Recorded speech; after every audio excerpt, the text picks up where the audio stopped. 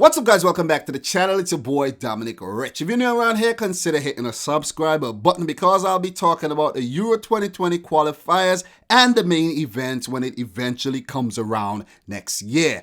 But in today's video, I want to discuss the fixtures that were played on Sunday, October the 13th and Monday, October the 14th, because yesterday I decided to give myself a break. I had a tough day on the job and I was super tired. So I'm like, you know what, man?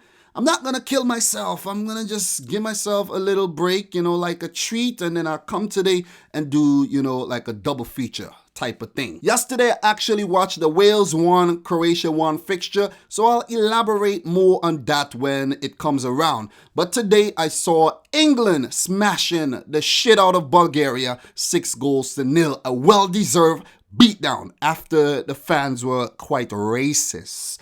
We never want to see that. We never ever want to see that in football. It doesn't matter which country it's in. Just let's get this out the game. I know I'm asking for a lot, but still, it can be achieved. Everyone could just go to the freaking football game and just enjoy the sport and stop, getting personal and racial, like it's not necessary. But anyways, let's get into this video. So let's first start with the fixtures that were played on Sunday, October the 13th, where we had matches from Group C, E, I, and G. Let's first start with the Group C fixtures, where Belarus played host to the Netherlands. The Dutch came out 2-1 winners in that game, courtesy of a brace by Gini Wijnaldum. Dragon did peg one back in the second half, but the Dutch held on for the win. With that win, the Dutch put themselves in a very, very formidable position on top of the group on 15 points, and they are surely poised to qualify for Euro 2020 after missing the last one and the 2018 World Cup.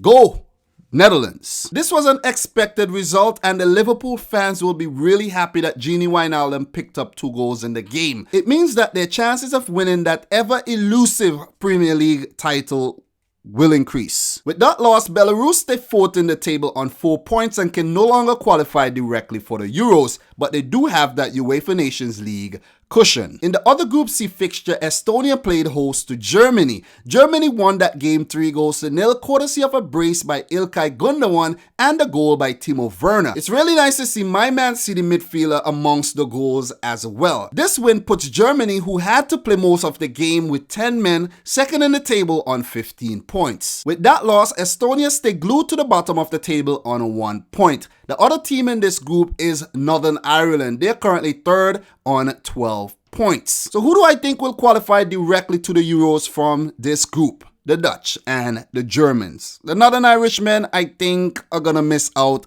on a direct spot. They will have to hope and pray the UEFA Nations League come to their rescue. And if you're from Northern Ireland and you're watching this and you think I'm actually hating on the team, I'm not. Their last 2 fixtures will be against the Netherlands and Germany, and no way they're gonna defeat those teams. It ain't gonna happen. They will drop all 6 points in those 2 games, which will in turn means the Dutch and the Germans will qualify for Euro 2020. But on the flip side, if Northern Ireland somehow manages to pick up 6 points from these 2 games, guys, I might just delete my YouTube channel because I don't know what the hell I'm talking about. If I say they're not gonna win and they go on and win, I should just stop doing this.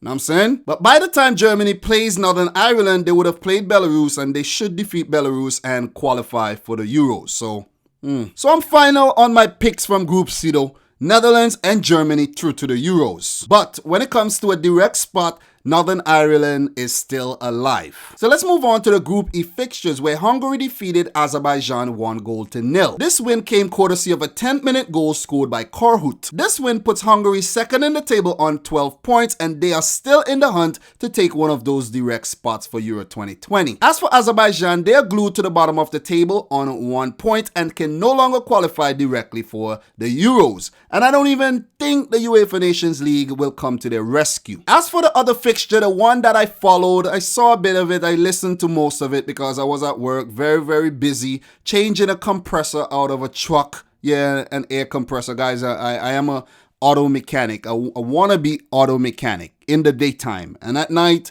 I talk about football on YouTube. But to put all jokes aside, Wales won, Croatia won.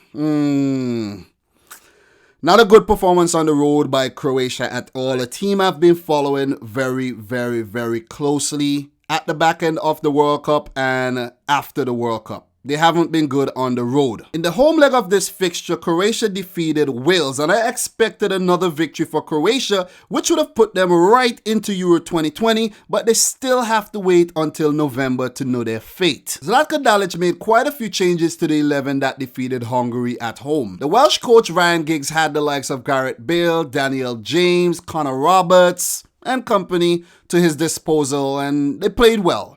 They played well. To be honest, Wales came out to play, and who knows, maybe they should have won the game because Croatia seemed like they didn't know what they were doing. Maybe after the 40th minute, it was like, what's going on? Y'all lose you lose your heads or something? But that opening goal scored by Nikola Vlasic was a peach, man. Bringing the ball all the way out from the midfield, linking up with Brekalo, and then Bruno Petkovic getting involved, and a very, very good finish to beat Hennessy in goal. Croatia should have went 2-0 up through Perisic, but his strike was brilliantly saved by Wayne Hennessy. Wales may argue that they should have got a penalty, but no VAR, so you take what you get. After controlling the game for the first 35 minutes or so, it seemed like Croatia just fell off a bit. In first half extra time, their left back Ben Davies wrestled Kovacic off the ball, passed it to Gareth Bale, and he did the rest to beat Dominic in goal. Some may argue that it should have been called a foul when on close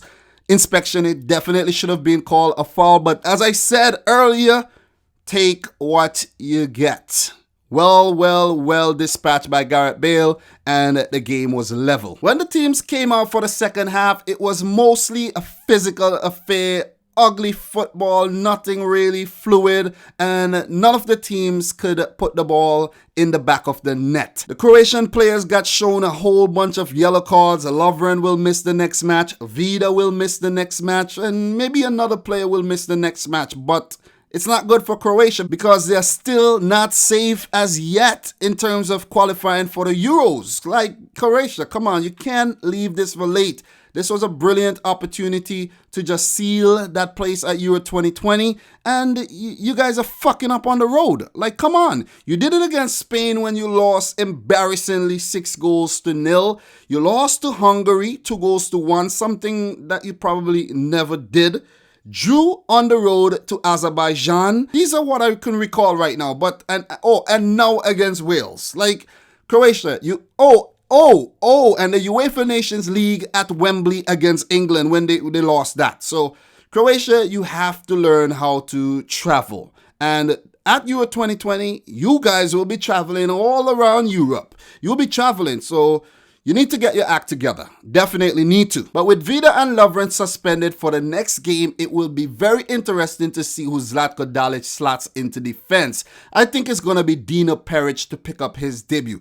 Has Dino Peric played yet for Croatia? Maybe not. But it would be nice to see the giant of a defender back there. But in the end, it was a well-deserved 1 point for Wales, and they stay fourth in the table on 8 points and could still directly qualify for Euro 2020 if they pick up 2 wins in their 2 remaining matches. As for Croatia, after 7 games, they're still top of the table on 14 points. This is a very closely fought group, and Croatia needs a win in their final fixture. Nothing but a win against Slovakia. It's not going to be easy despite them smashing Slovakia the last time they played them. They need to win. They can't keep drawing games like this. They need to win. But saying that, they do play at home, so we know they're going to win at home. We know that. They're not going to lose at home. At least we know they're not going to lose, but they need to win. The other team in this group is Slovakia, who are currently third in the group on 10 points. So who do I think will directly qualify for Euro 2020? I'm going to go for Croatia and Hungary. Slovakia and Wales will have to depend on the UEFA Nations League playoffs if they are lucky enough to get a spot. And guys, when I talk about the UEFA Nations League playoffs, I'm only speculating because the spots just keep changing every time, you know, they're very, very volatile. Wales' remaining games will be on the road against Azerbaijan, who is proven to be a very, very tricky team to get past, so they will frustrate the Welshmen on their travels to Baku. Then Wales play Hungary at home, so if they defeat Azerbaijan, it will be fitting for them them to beat Hungary and qualify in front of their very, very noisy home crowd. So the ball is in your court, Wales. It's definitely in your court. It's yours to lose because these are two beatable teams, but it's going to be hard. It's going to be really, really difficult. As for Slovakia, it's not an easy path for them either. They play Croatia on the road, then they play host to Azerbaijan. So if they pick up at least a point against Croatia, it will be fitting for them to also win at home against Azerbaijan and maybe qualify for the Euros. This group is way too close to call, but I'm still going to go for Croatia and Hungary. I think those are my initial picks, or maybe I picked Wales. I have to go back and check. So let's move on to Group I, where Kazakhstan played host to the already qualified Belgium. In that game, Belgium rummed to a 2-0 win. Of course they did. Their goals came courtesy of Michy Batshuayi and Thomas Meunier. With that win, Belgium maintained a perfect record in the group, winning 8 from 8 on 24 points. Damn. Kazakhstan are 5th in the group on 7 points and can no longer qualify directly to the Euros since Russia has already taken the other spot. So all the remaining games in Group I will be dead rubbers in November. All dead rubbers. No significance whatsoever. Well, Russia and Belgium will scrap it out for first and second, and I think Belgium should get that. So what Belgium may do in November, they may just experiment with their team like they have been doing all along. In the other Group I fixture, Cyprus played host to Russia. Russia rummed to a magnificent 5-0 victory, courtesy of goals by Cheryshev, who scored a brace, Ozdoev, Golovin, and Artem Zuba, of course. As I said earlier, Russia are second in the table on 21 points, and they have now officially qualified for Euro 2020. Congrats to the Russian, man. After hosting the 2018 World Cup and getting all the way to the quarterfinals, they have continued their great forms and shown that they are definitely not flukes. As for Cyprus, who didn't do a bad job in this group, a third on 10 points. They can also no longer qualify directly to the Euros and will have to depend on the UEFA Nations League cushion if they are to make the final cut. For the final Group I fixtures, the struggling Scotland took advantage of the hapless San Marino when they defeated them 6-0. This was courtesy of a John McGinn hat-trick, a goal from Scanklin, Finlay, and Armstrong. I can't really recall a time when I read off 6 Scotland goals in a game, so this was definitely an event to cherish. A hat-trick by John McGinn. He has been playing well in the Premier League though. Very, very good player playing for Aston Villa. So look out for that player in the future. Maybe Man United might just sign him. With that win, Scotland are 4th in the group and they go up to 9 points. San Marino still yet to get off the mark in the group on 0 points. Scotland do have the UEFA Nations League cushion since they won their League C group. So they have from now until the playoffs to get their fucking act together. Pardon my language. I know there might be kids watching this. Guys, I think I actually read off Group I before G. Sometimes I get mixed up with my alphabet. Seriously, like G comes before I. Why did I think that I comes before G? Oh my God, I'm losing it. But anyways, let's move on to Group G, where Austria defeated Slovenia on the road, courtesy of a 21st minute goal by Posh. What a name. Posh. With this win, Austria goes second in the group on 16 points and all within touching distance of qualifying for Euro 2020. But even with this loss, Slovenia is still in the hunt. They're currently 4th in the group on 11 points. But with saying that, they will need to do something spectacular in November and they will need Austria to really have a meltdown. North Macedonia and Israel are still currently in the running, so we can't forget about those two teams. But when it comes to Slovenia, they have been very inconsistent as of late, and they have been very disappointing in October after putting on a good showing last month. Like Matthias Kek, I thought you were turning this team around. What the hell is going on? 2 losses in October? Like, you could have sealed a place at Euro 2020 with 2 wins. Maybe not sealed a place, but let's say almost cement a place. Well, no. You could have put yourself in a very good position to qualify. That's better. And for the final fixture, Poland defeated North Macedonia 2-0, courtesy of goals by Frankowski and Arkadiusz Milik. Frankowski.